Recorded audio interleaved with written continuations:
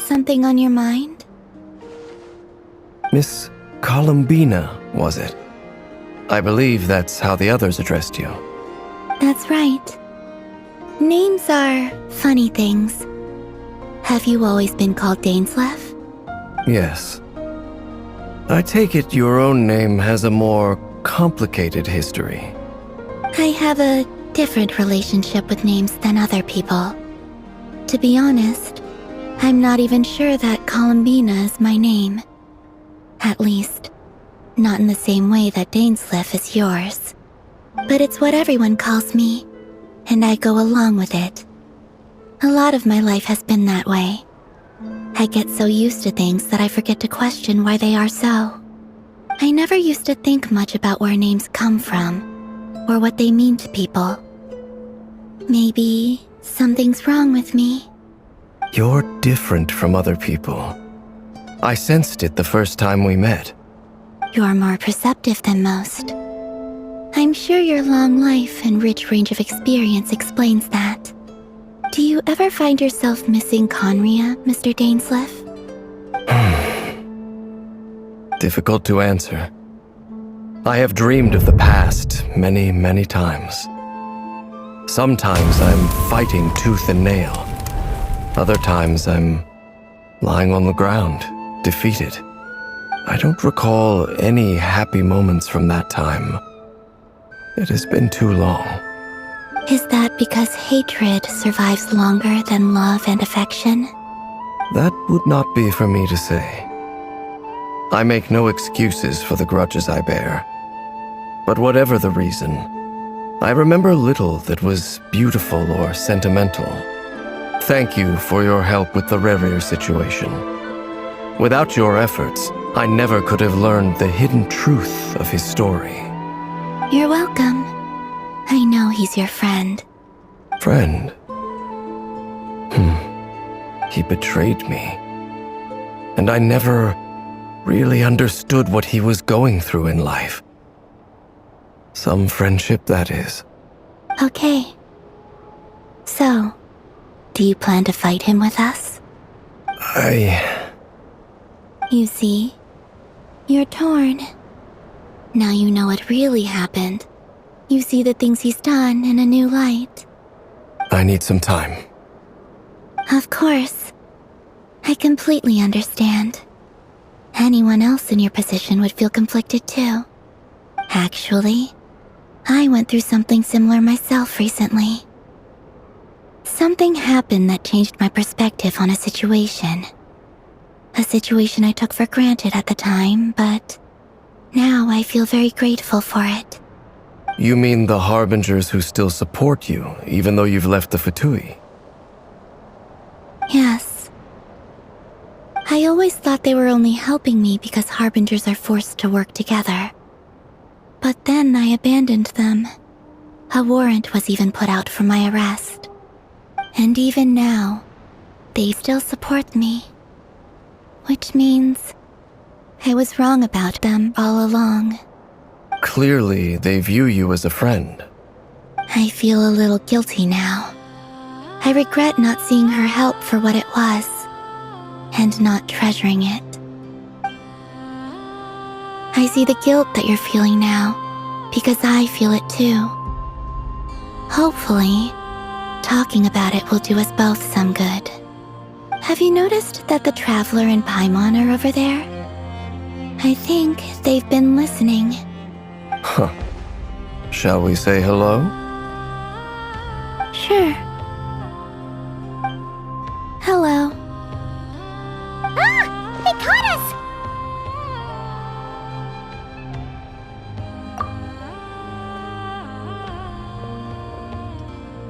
I apologize for making you worry.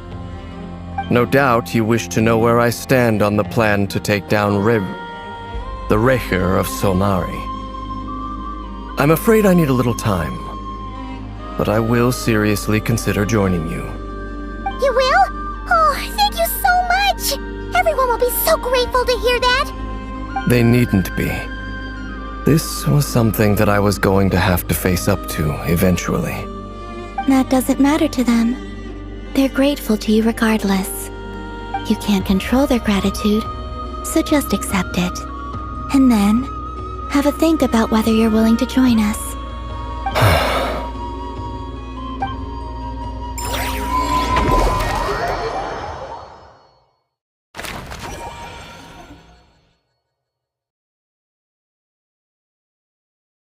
It's nearly showtime! Let's go rendezvous with the others. You know the place.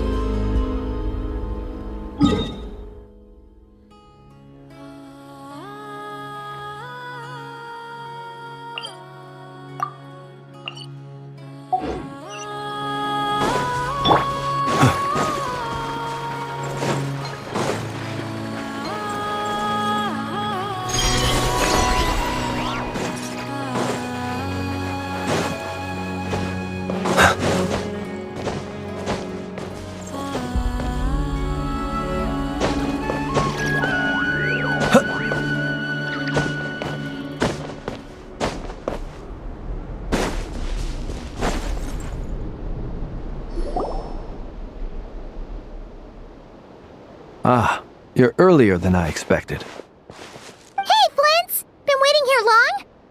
Not too long. I came a little early so I'd have some time to think. Are you nervous about the battle? Quite the opposite. I'm reminiscing on my past battles. When I was awakened by the Radniki, I had not touched a weapon in many years. I felt like the battlefield was not where I belonged.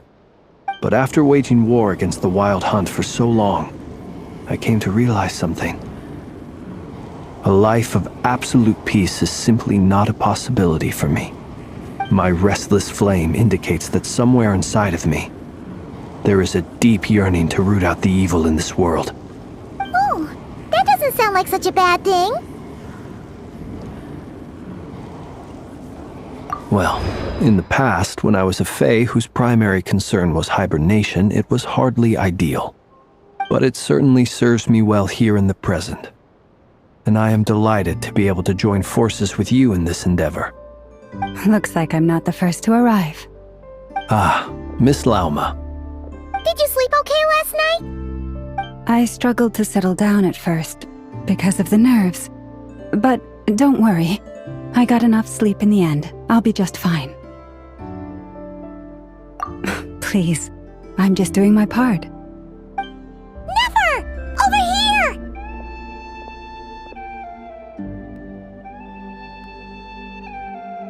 Aino asked me to relay a message. She said Anefa will be on high alert and keep a close watch over all secondary districts where defense is required, providing support as necessary. Meanwhile, Aino herself will provide range support to us directly, using her latest invention. Excellent. My thanks to all involved. The chess set's looking a little unstable. It won't hold him much longer. We should be prepared to engage at a moment's notice. No sense sitting around waiting. Let's make the first move while we still have the option. I agree. Paimon, find a safe hiding place. Got it! Be careful, Traveler! I will.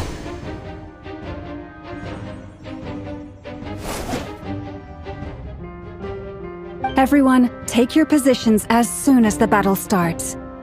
Every ounce of strength we have in our bones, let us bring to this fight. Ready? Let's go. I've seen all your futile ploys before. You have become the authors of your own demise. I wouldn't be so sure about that. You are merely a moment of sport before I tear down the moon.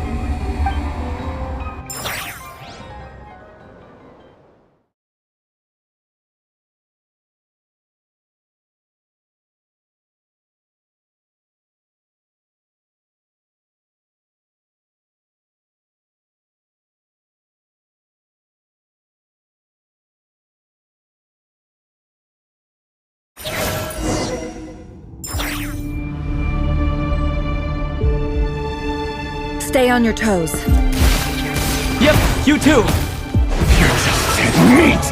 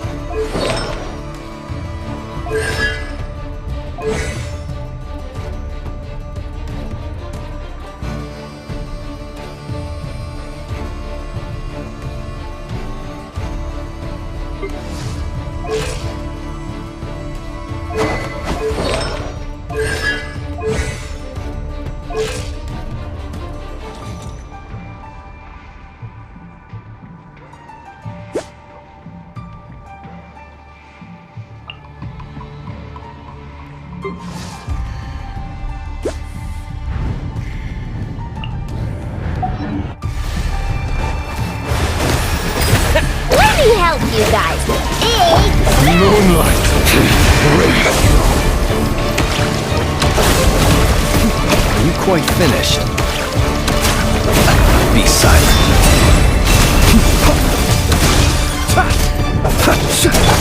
No more lies. It all ends. Absurd. Forest, protect us. Move. Water jet!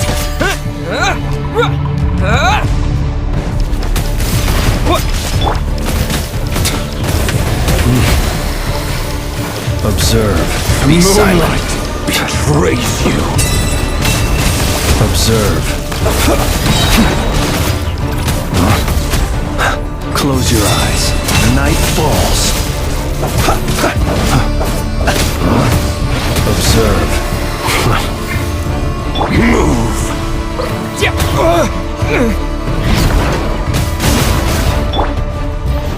For the everlasting Moonlight forest. betrays You you. poor lost lamb. You're just dead meat. The mystery unravels. Bombs away!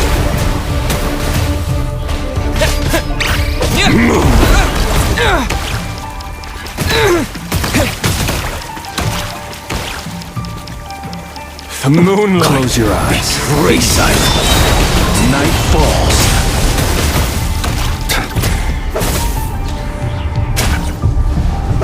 Began with the moon, and so shall it end. The moon will protect you.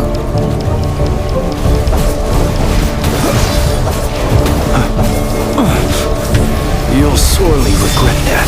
Close your eyes. Be silent. Receive my blessing.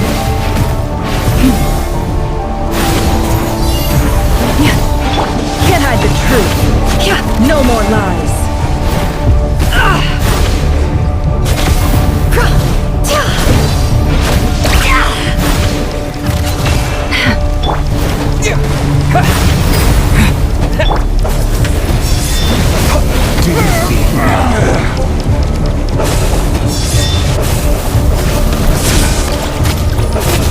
From here, when will it be as you foretold?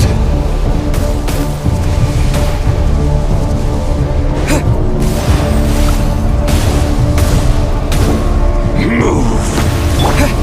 Leave this place.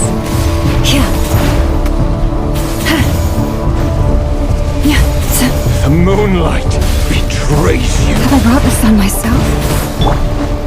Water jet!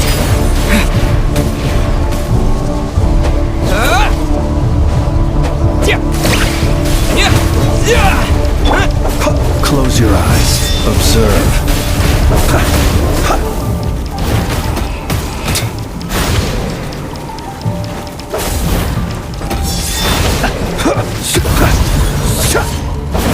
Burn no more.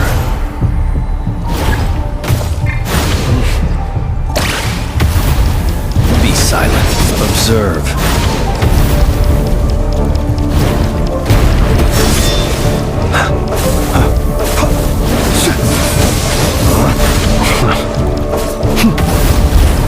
Steady now. Be silent. Close your eyes. Observe.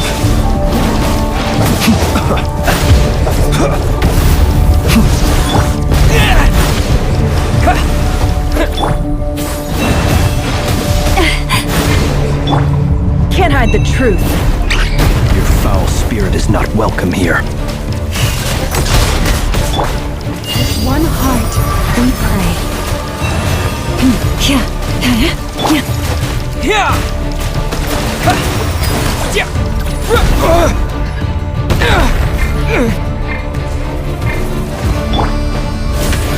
Beware the creatures of the night. Be silent. Observe.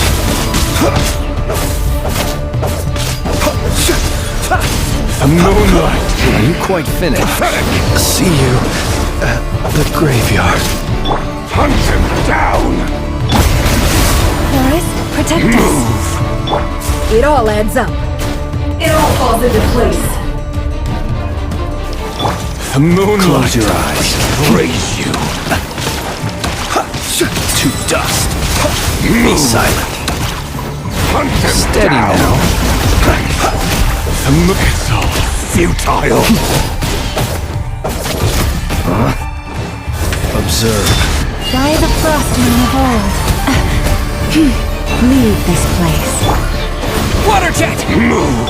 The moonlight betrays you! No more lies. Seek Hunt within. him down! Close your eyes. Observe. To dust. Be silent. Observe. Do you fear the dark? Close your eyes. It's all futile! Hunt him Fear the down! dark. For the everlasting forest. Bombs away! Pathetic! Stay your hand. Your little game of heroics is over. Who wants to go first? No.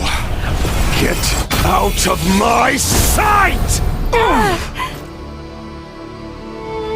No! We've been separated! Will it take? You okay?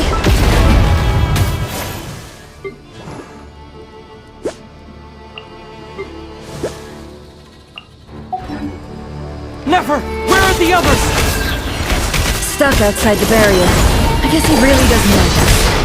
Nowhere to run, my torch. Hide. Before, knowing too much is always a death sentence. Be careful what you wish for.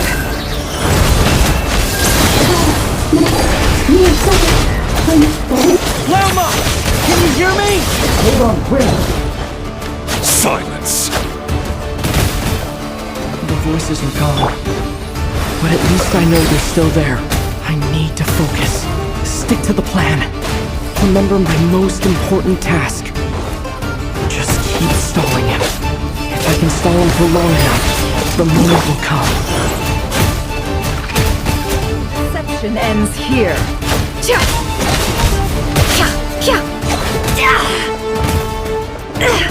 It all adds up. Can't hide the truth.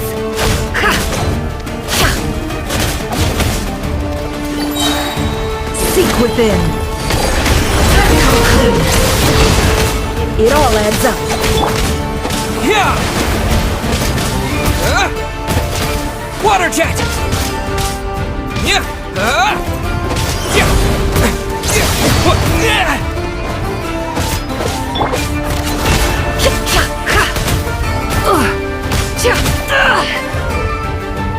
The deception ends here. Can't hide the truth. Wipe out! Water jet!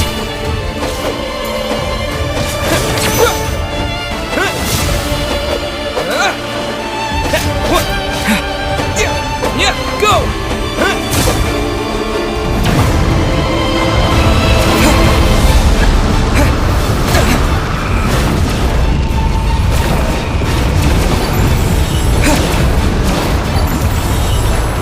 I've got this!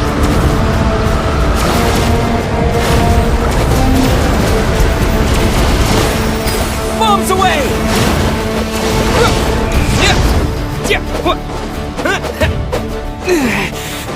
Death is within my grasp. I can't keep this up! Don't push your luck. Can't hide the truth. Shameless.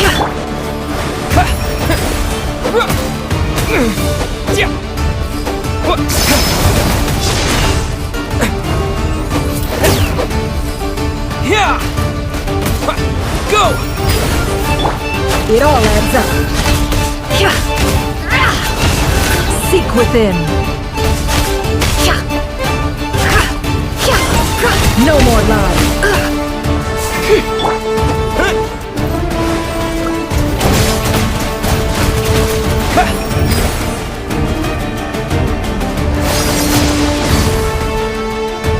Bombs away!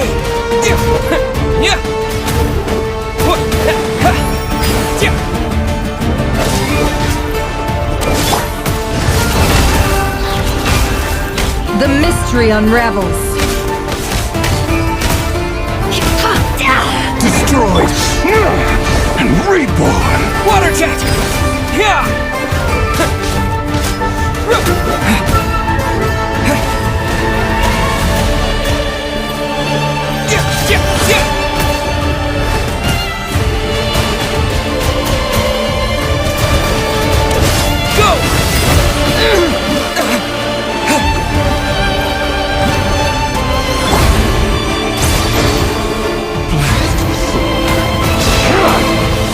It all adds up.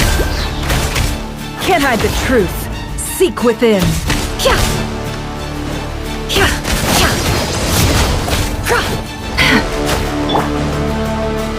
Bombs away!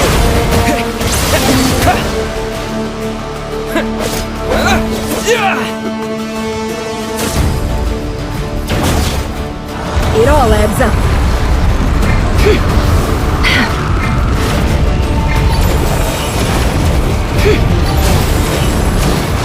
Curses. There's no other way.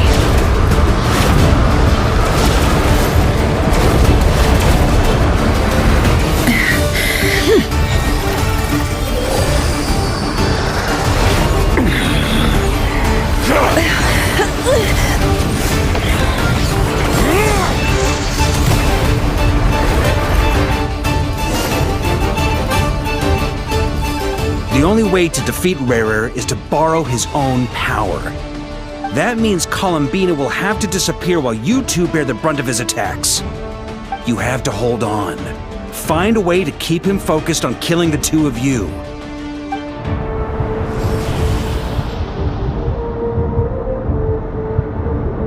Never! Your eyes are bleeding! Soon you will be powerless to resist. And then, I will reduce you to dust. But that dust will plague your memories. Come on, keep holding on. Any other tricks up your sleeve? Let's see them. As entertaining as they are, you've backed yourself into a corner.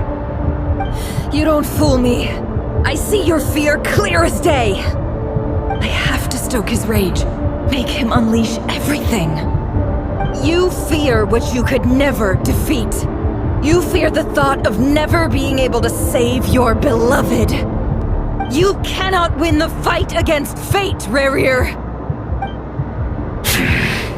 Is that what you think? Well, now it's your turn to feel afraid!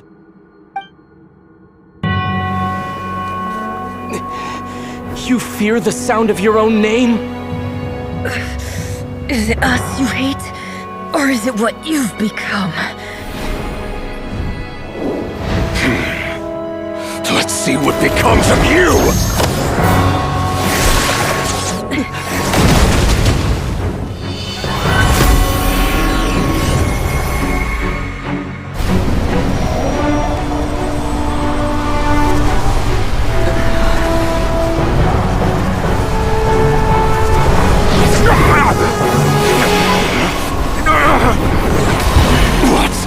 Happening? That power. I've seen it before.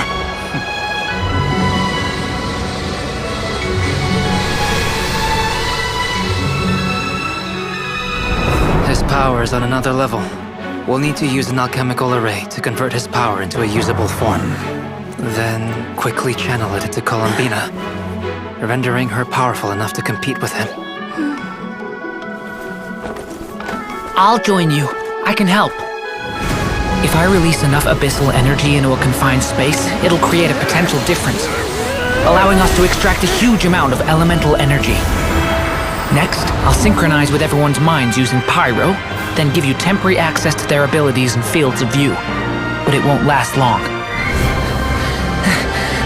Can you see? Well enough. So, we have a student of Gold Rhine-Daughter in our midst! How about that?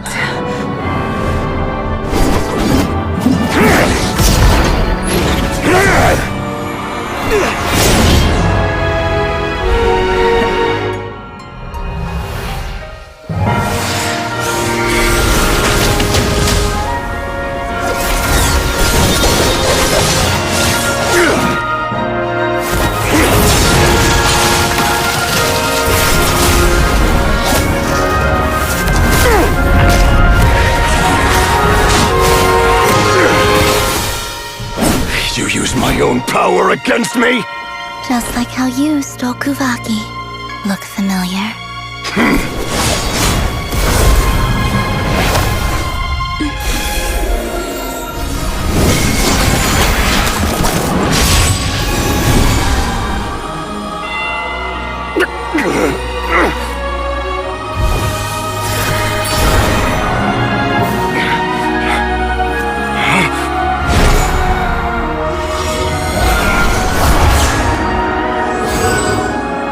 Don't you realize? You don't have the power to hold that gate open! I don't, but someone else does.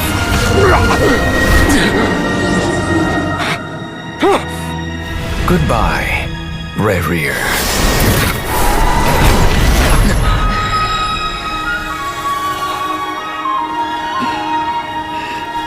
We won.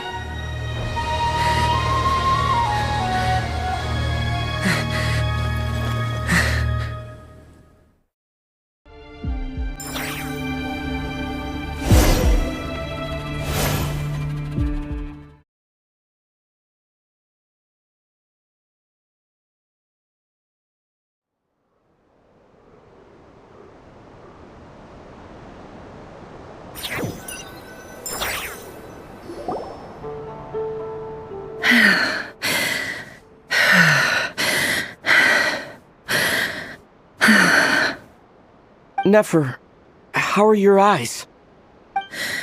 They're fine. Apart from the blindness, of course.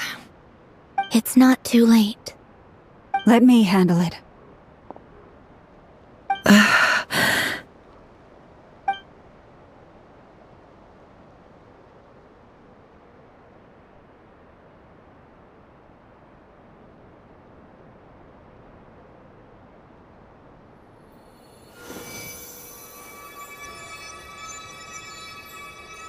Miss Nefer, it's not like you to lose your composure.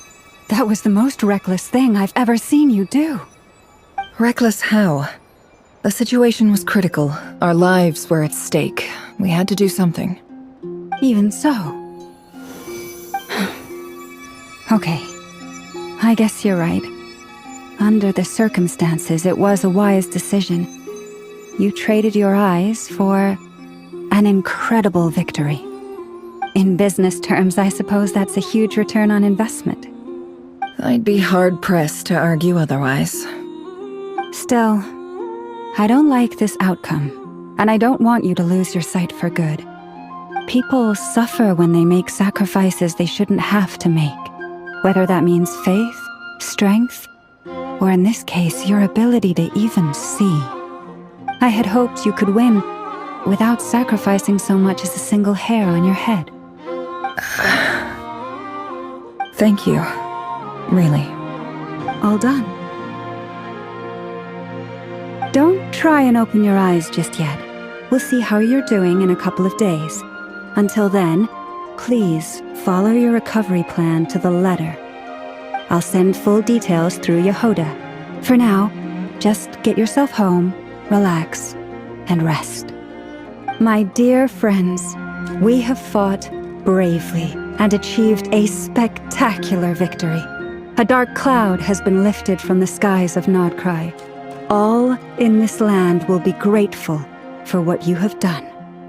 The moon will remember this day. Thank you both.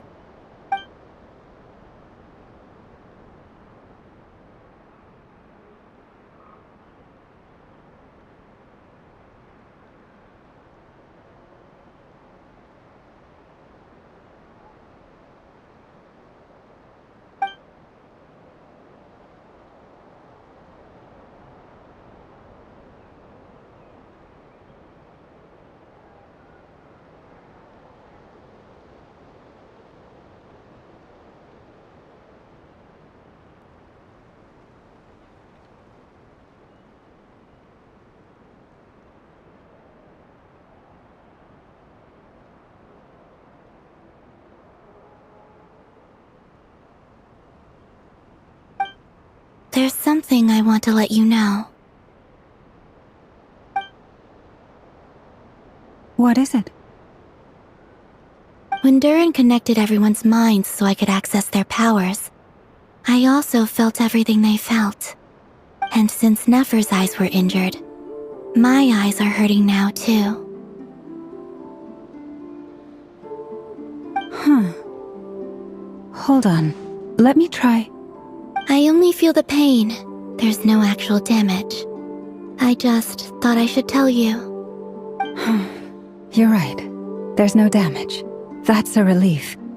But I must say, I'm surprised to hear the Kutar share something like this with me. In the past, you never used to open up about yourself. Things are a little different now from how they were. I'm learning to share how I truly feel with my friends. Friends? You have no idea how glad I am to hear that.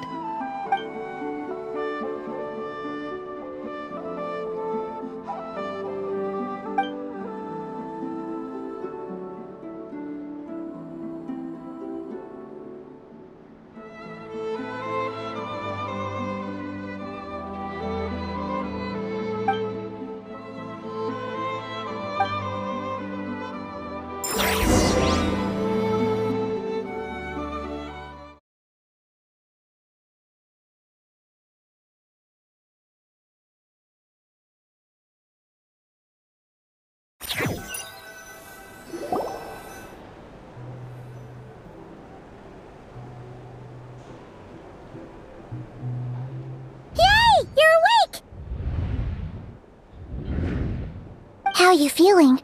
Any aches and pains? Did you sleep well? I'm doing all right, Paimon. No need to worry about me. Phew! Well, that's good. Paimon's been sitting on the edge of the bed worrying about you for ages. You slept a whole day and night. Poor Paimon had to eat all by her lonesome. Glad to hear you didn't starve. How was the food? Well, it wasn't the same without you there to share it. Honestly, Paimon just can't relax when you're not your usual self. She couldn't enjoy the food and settle down to sleep.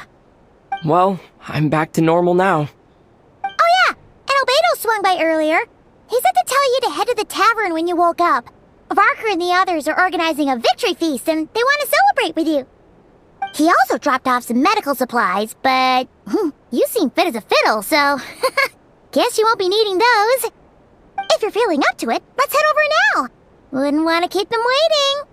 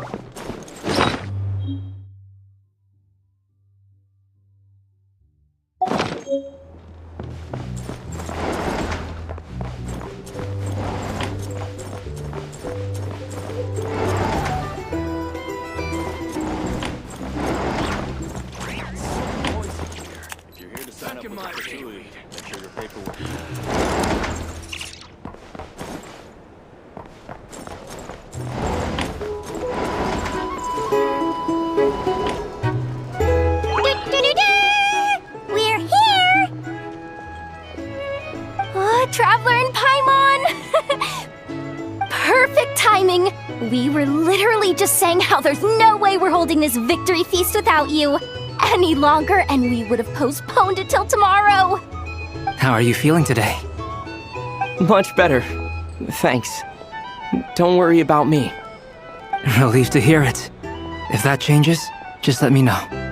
Happy to check you over at any time. Yep, we're here for you. Anything you need, just let us know. Oh wait, where's Nefer? How are her eyes doing? Nefer's right over there. I'm sure she'd love to catch up with you.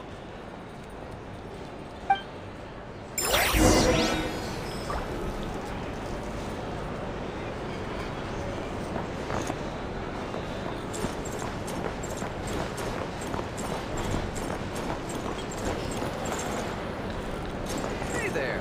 How are you for a drink or two? Or perhaps a room of ice? I recommend you drink less. Never! Traveler, Paimon, are you recovering well? Turns out that moon chanter has some real talent after all. My eyes were mostly recovered after just a couple days' rest. I can actually open them again now. Yeah, but you gotta be careful. Lauma says not to strain your eyes while they're still healing. Yes, thank you. I'm well aware. Yehoda, could I borrow you for a moment? I could do with an extra pair of hands. Oh, sure. Coming. Did you hear that? I gotta go help Lauma for a second. You guys chat among yourselves. I'll grab us some drinks on the way back. Paimon, you still like 'em sweet? You bet! Make it extra sweet, cause Paimon's earned it! Sure thing!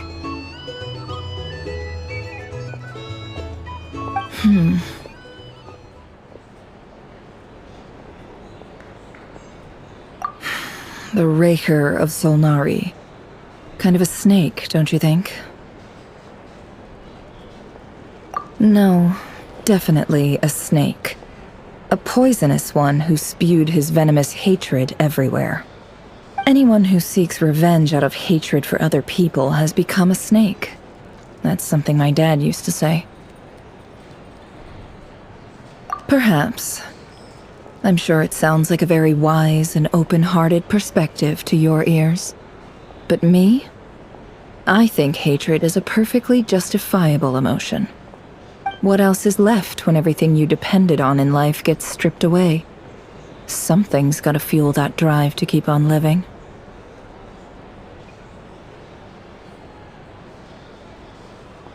If you're worried about me, you can nip that in the bud.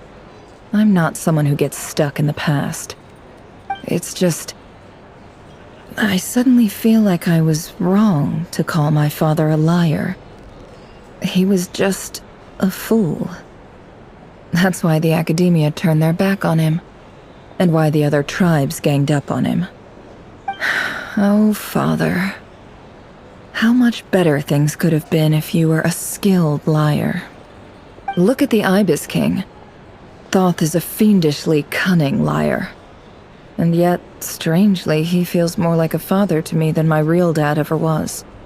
He's never brought it up, but I'd bet he feels the same way. Why else would he give me the power to perceive the truth, while at the same time training me in the art of deception?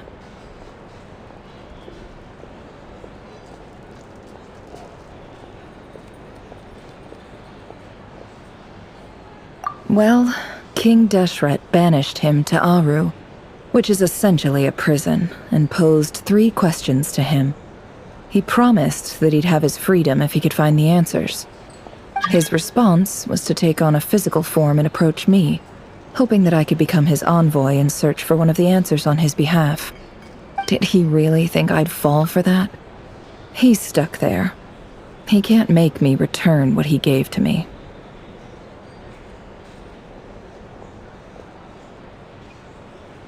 So that's enough for you to decide he's nice, is it? He's a prisoner, and he was scared. So he decided to perform some good deeds to win people's approval. He lives in fear because he's a deceiver. How is Rerir any different? You can't work as a spy your whole life and expect a happy ending. It's preposterous. Yet I can't say I don't understand it. Liars live in the darkness of their own making, but it's still human nature to want to go on living. They say that a liar's soul is the most worthless thing in the world. What do you think?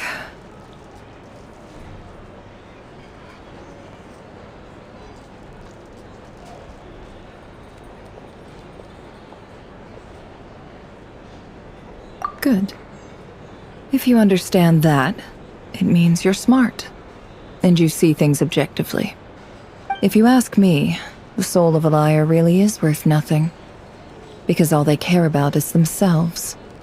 For example, when something good falls into my lap, I don't go sharing the news around. Stops other people trying to steal it from me.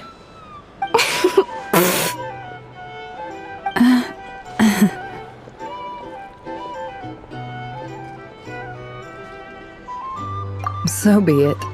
They have sharp ears. I can't keep anything from them. Wow, is that what it looks like?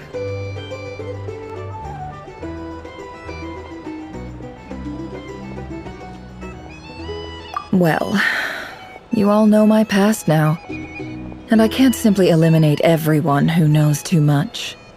So I guess I just have to put up with you. For the foreseeable future, at least. When you find yourself in a situation you can't control, the safest play is to keep calm and start monitoring everyone involved like a hawk. In the intelligence world, you need to have a sense of perspective and play your hand accordingly. If you understand what's at stake, please ensure my secret is safe with you. I trust you'll respect my wishes as a friend. But don't forget, I will also be watching you like a hawk. Very good. Oh wait! Now that the panic's over and we've all calmed down, Paimon suddenly remembered something. After all that build-up, our mystery ally never showed up even once!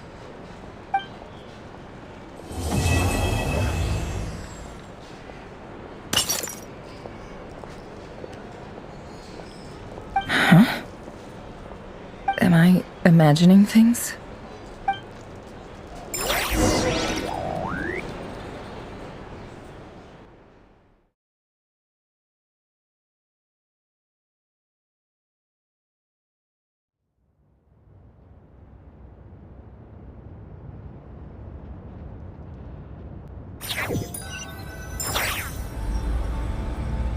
So, that close colleague who stayed behind with you? What's he been up to recently? Don't know, don't care. I get more normal human interaction from hanging out with Bosco too than him. Although, now you mention it, he hasn't bothered me in a while. I wonder if... If he's disappeared without a trace, it's the biggest gift he ever gave to the world. But I somehow doubt that's what's going on. He won't lie low forever. So we'd better stay on guard.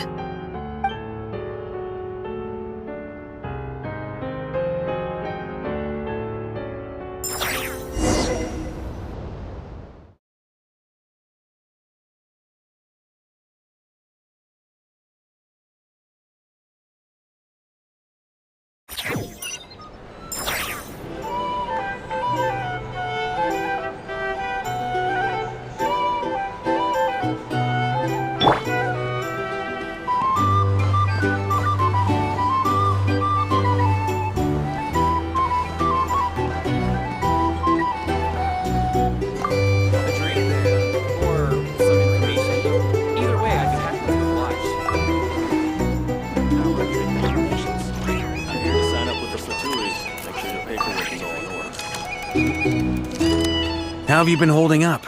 Any adverse reactions? If you start to take a turn for the worse, make sure you tell me right away. You don't need to worry about me, Grandmaster. I'm fine. I mean, I barely did anything, so... What? You're too humble, young man. You played an indispensable role in the battle for Krai.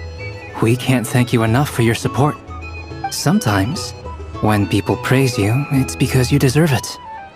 The best thing is to accept it calmly and with grace.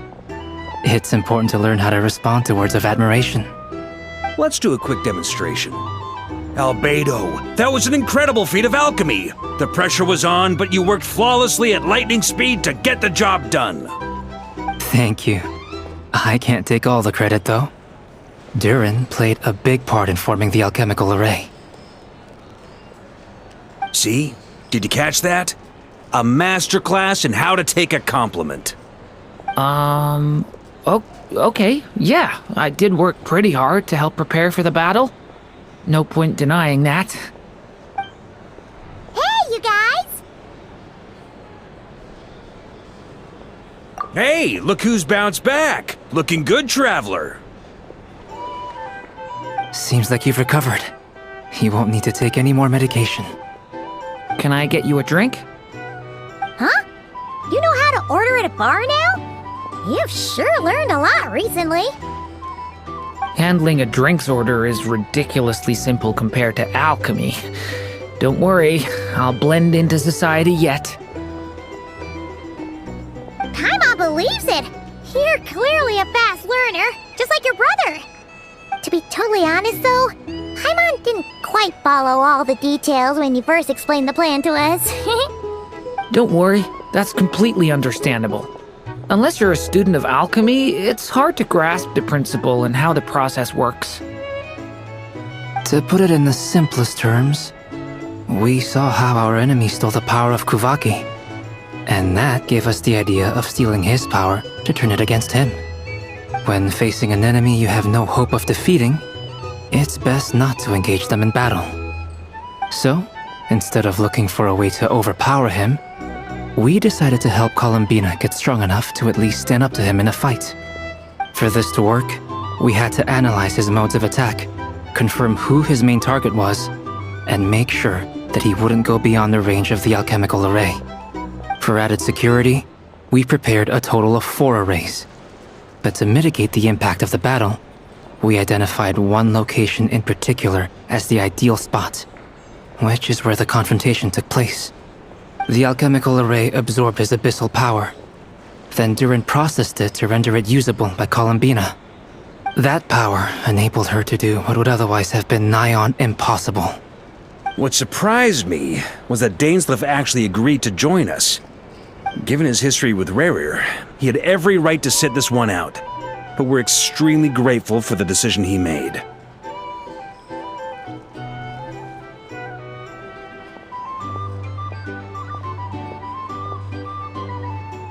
It must have been a painful choice to make. But I'm sure that making a decision was far better for him than staying in limbo. Absolutely. He was torn between 2 paths, but in the end, he made his choice and stuck to it resolutely. He doesn't strike me as the sort of person who'd stay trapped in limbo for long. Anyway, however you cut it, everyone gave a stellar performance. And now, it's time to kick back and celebrate.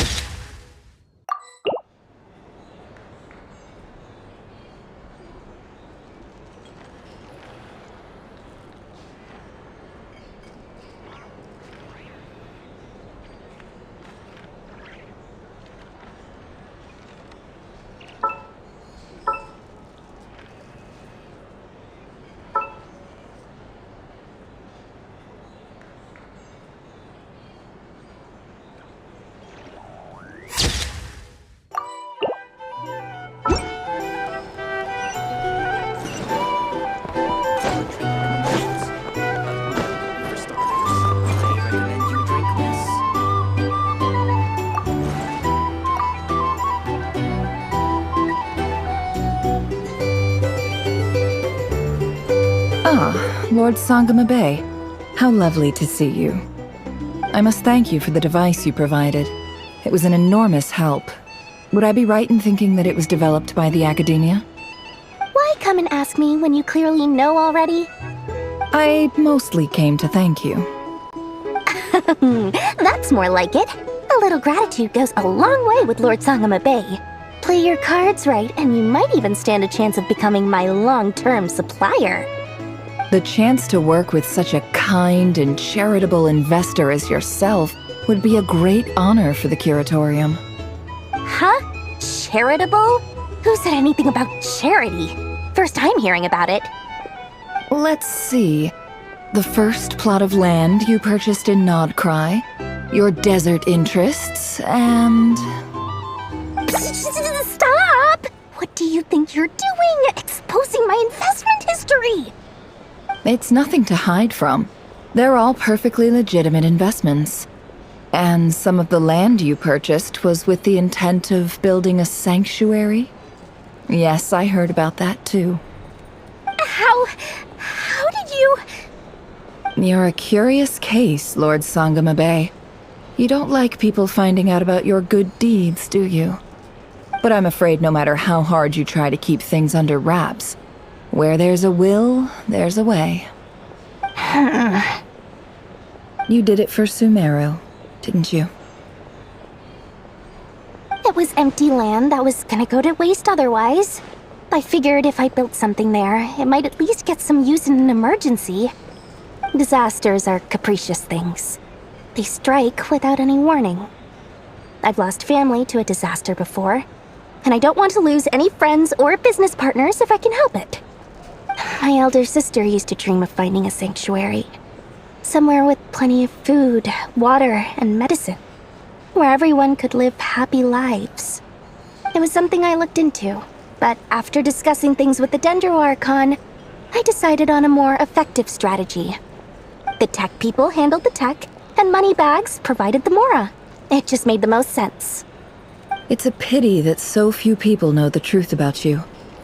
Everyone says that you view everything in terms of Mora, and all you care about is growing your own wealth. So, what's the problem with that? Everyone wants to be rich, it's human nature. So yes, I love Mora, and it's nothing to be ashamed of. But surely you have dreams of your own, beyond just making Mora.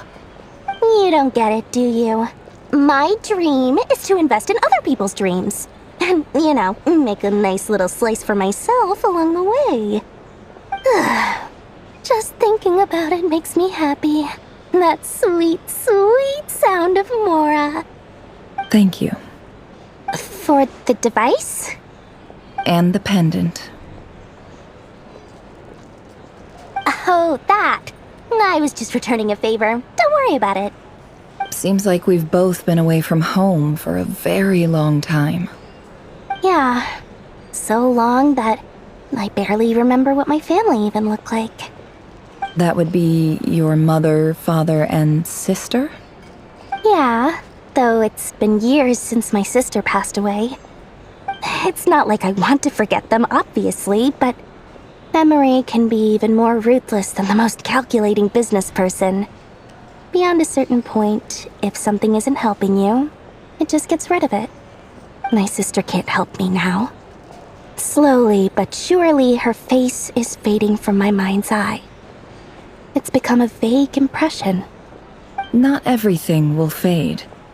When loved ones pass away, the beautiful memories are the ones that last the longest. Yeah, that's true. If you ask me, that's the one silver lining in all of it. Well, that, plus, I'm sure that life is much better now than it was back then. Oh, absolutely. I have tons of Mora, a big beautiful house, business is booming, and I'm as happy as can be. You've got a lot going for you too. Boss of the Curatorium of Secrets? I'm sure there's plenty of Mora to be made in that line of work. I appreciate the vote of confidence.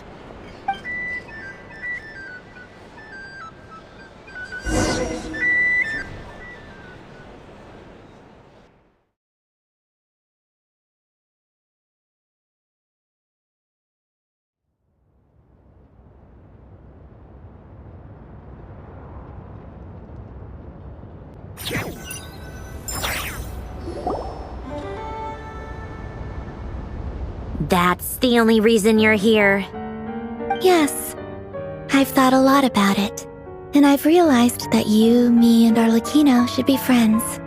I think this is very important, so I felt I had to come and tell you. Well, this is a new one. I'm so moved. I can't even hold my teacup. If that's all, you can leave now. Do you not want to be friends with me? Or is it that you prefer being co-workers? What is this, Columbina? Are you deliberately testing my patience threshold? Right now, my politeness module is active, but if you say another word, I swear I'll shut it down. If your politeness module was active, wouldn't you say the word please at some point? Polonia, please see Lady Columbina to the door. Will you still invite me to your next tea party? What? Yes, I think you will. Bye-bye, dear Sandrone.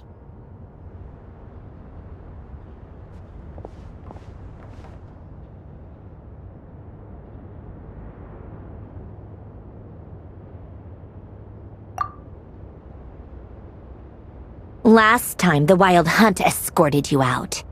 Would you rather I handled it myself this time? We just wanted to, see how you were doing now that it's all over. Why? Out of concern for my safety?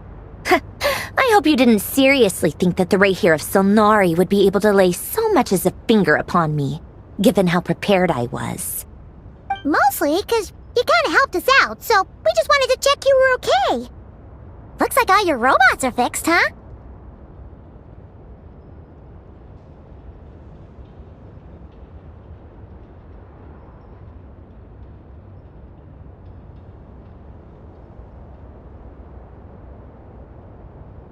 Oh, don't you worry about that. Tea time is already a write-off. The visitor before you managed to kill my appetite. If you're in the mood for tea, go ahead and help yourself. Otherwise, it's going to waste. My coasters are still missing in action, though. Use this notebook instead. Whoa! Pretty hefty notebook. Look at all those calculations. You can ignore those. They're just dumb scribblings. I doodle and write in my free time. Sometimes I remember the distant dreamlike past. Sometimes I imagine the far-flung future. And other times, I grit my teeth and note down all the crazy nonsense going on in the present. Some people do the crosswords in the newspaper. This is my equivalent of that. Trying to predict the future is like daydreaming, and writing about the present just makes me furious. The past is my favorite. If nothing else, it's already set in stone, so I don't have to rack my brains trying to figure it all out. Huh. Although, having said that, the only vaguely interesting memory in my past is probably that guy they call Lord Artificer. Who else? Pretty much all the mecha and Fontaine are his personal handiwork. Wait, are you saying you know him? Like, personally? As a friend? I mean, I guess we were friendly enough. Yep. In fact, I'm probably the only normal person left who knew him at all. We used to chat occasionally back when he was still around. Before he passed away, he asked me to destroy all his manuscripts. I honored his request, but I did read through everything first before destroying them. I mean, I couldn't let the genius of Lord Artificer Alain Guillotin disappear like that. Would have been such a waste. So, that's where the formulas in your notebook are from? I just told you. Those are my equivalent of crossword puzzles. They're just dumb formulas that I solve for fun when I'm bored. Alain's work was like epic poetry. The formulas in my notebook are just silly little riddles in comparison. Not that there's anything bad about them. I mean, at least, solving those riddles isn't going to hurt anyone. Except me, 'cause I lose a few brain cells in the process. Anyway, while we're on the topic, I might as well tell you about what happened to him and his friends. Alain Guillotin had two close buddies, Renee and Jacob. They spent their childhood years together in the Narzissenkreuz Institute. They were all quite competitive, so there was some rivalry between them, but it was a friendly rivalry. But beneath the friendship and the rivalry ran something deeper, a sense of nostalgia for the past. Unfortunately, childhood would end, the prophecy would come true, the apocalypse would arrive, and the future would never be. A mad dream that would normally only capture the minds of lunatics began to take root in their hearts. A dream of saving the world. And if Renee and Alain had been people of lesser wits, that dream would probably have ended up as something for them to joke about in their older years. But alas, they were some of the sharpest minds around. They nurtured that dream with the full power of their intellect, and it grew into something that ate away at their souls. The first of them to fall under its spell was Renee. Against Alain's wishes, he persisted in experimenting on a mutual friend of theirs to try and save their life. Alain did not approve and parted ways with Renee. It's complicated. Alain wanted to believe that Renee only did what he did for the sake of their friendship. But when he told me about what happened, I could tell he still had some suspicions about Renee's motives. Perhaps the seed that would grow into a nightmare had already sprouted in Renee's mind. Even then. The next time they met, Renee's soul had been completely engulfed by the dream of salvation. His futile attempt to change the tide of fate only resulted in a wave that swallowed up the world, even before the apocalypse came. And although that wave died down eventually, I hear that it just recently came back with a vengeance. As I understand, Renee wanted to live out his dream of salvation once more. But I'm told that the attempted resurgence finally died out for good. At long last, Renee awoke from his deluded dream. Though of course by then it was far too late. What do you think of Renee? Do you admire his transcendent genius? His view that any price was worth paying to achieve the lofty goal of saving the world? Or do you despise him? Dismiss him as an evil madman who wrought havoc on the lives of everyone around him as he pursued his delusional dream? Same difference, really. Just a matter of perspective.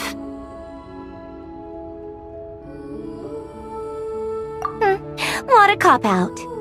But I suspect you'd have a more incisive and insightful answer if we dug into it further. I don't like fanatics who give up their whole lives for their ideology. Nor do I like fools who let their delusions take control. Maybe I could understand if Renee had just been an ordinary person. But he had a sage-like intellect. And still managed to get himself lost in the labyrinth of his own desires. Anyway, that's enough about Renee. Now, moving on to Alain Guillotin, the Lord Artificer. He managed to put a stop to the first storm whipped up by Renee. But after that, Alain lost his friends and family.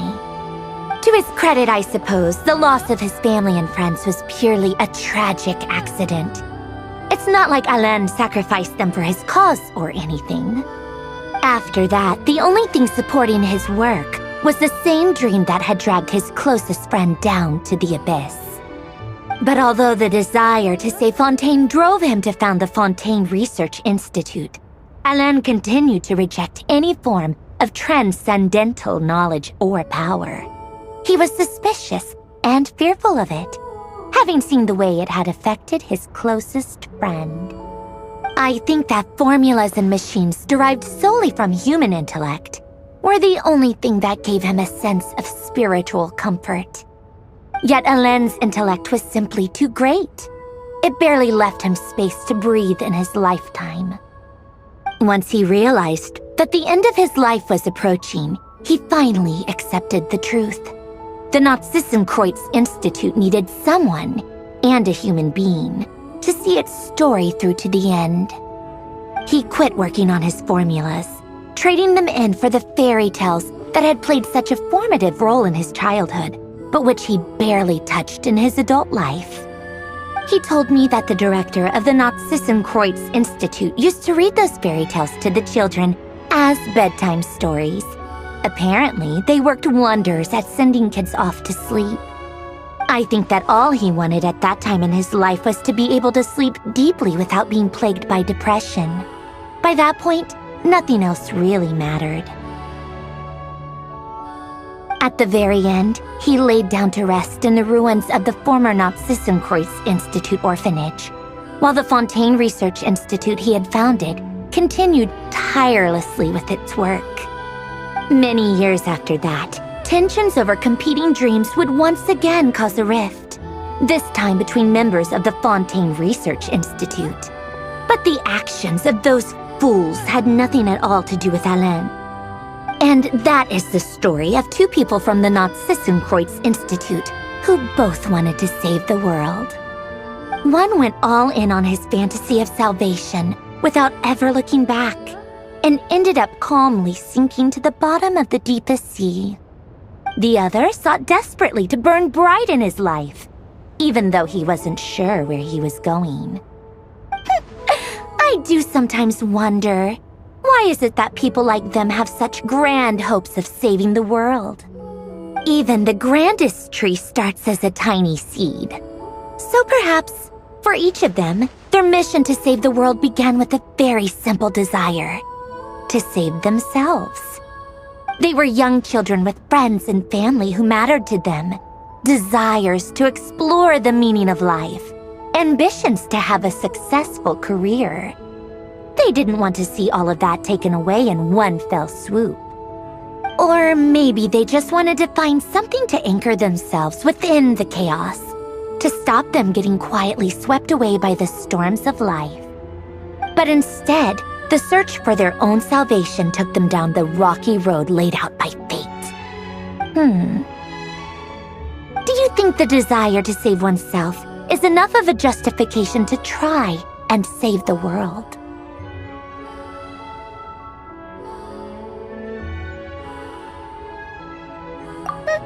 The way you said that sounded just like Alain. I asked him the same question back when he was in his prime, putting all of his energy into his work. He gave the exact same answer as you did. No elaboration, just a quick short answer before getting right back to his work. He was always that way. All right, tea time's over. I owe Arlecchino a favor for telling me these stories. I'll have to bring a whole sack of gifts the next time I visit the House of the Hearth. I'm gonna go tinker with Polonia now. You guys can do whatever you want, as long as it doesn't involve interrupting me. Polonia, exit hibernation mode. Begin diagnostics.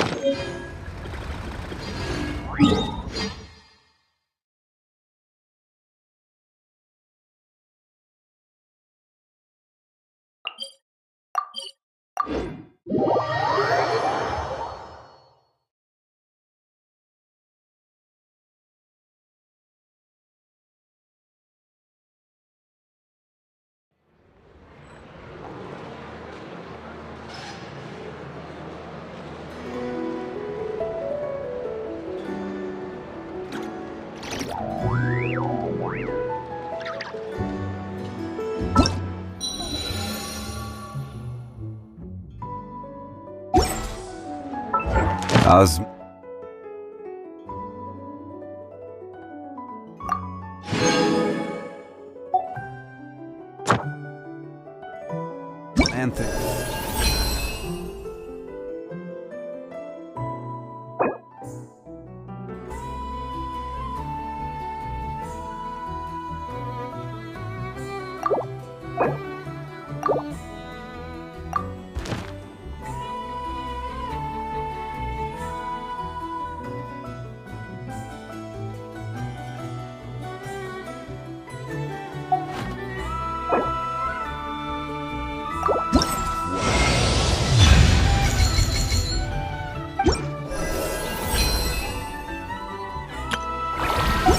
Tastes the same as I remember.